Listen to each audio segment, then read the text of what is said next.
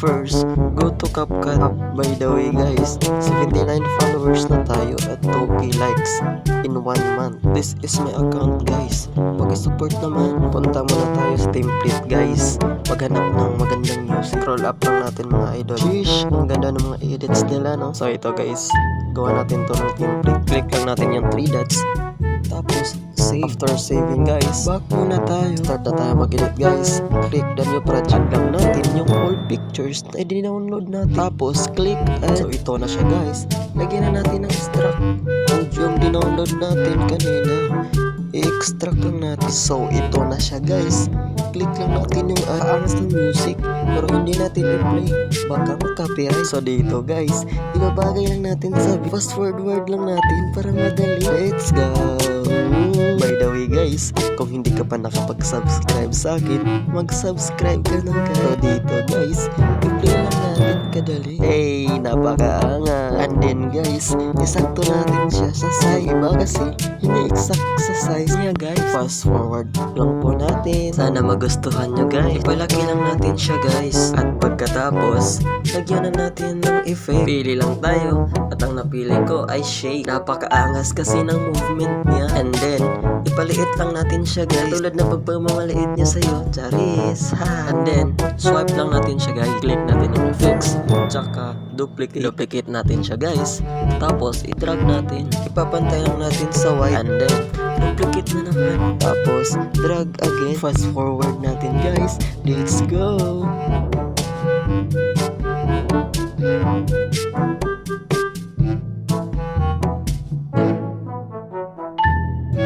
So ito lang result guys. Play lang natin. Wow!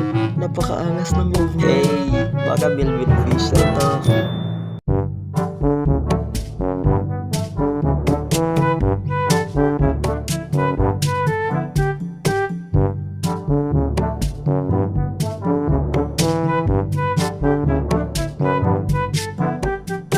And then guys, mag-add tayo ng ibang effect. So lagyan natin siya ng blur. Tapos adjust lang natin siya guys into smaller.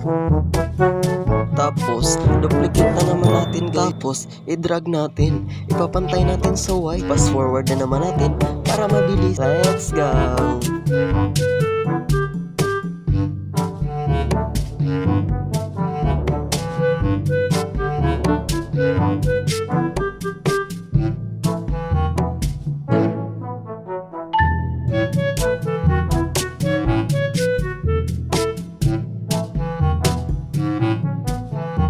And this is the result na guys.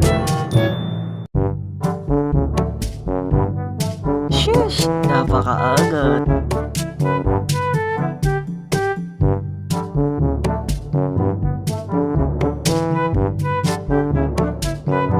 And then, lagyan natin siya ng glitch effect. I choose the chromatic. Tapos, i-adjust lang natin siya.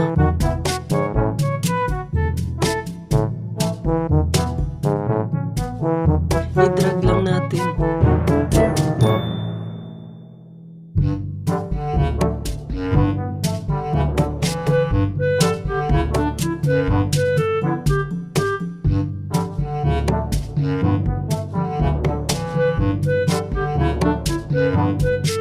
Pwede na natin tong i-download. Click save to device and then exporting. Click the post as template.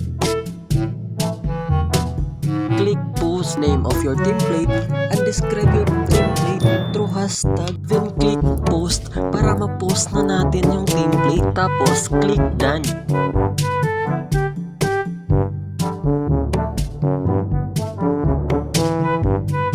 So ito na guys, yung result na template natin. Ay, na-under review pa. Ba't ganun?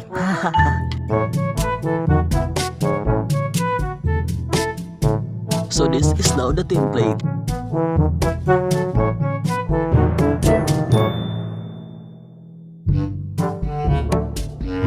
That's all guys. Thank you for watching. Like and subscribe my channel.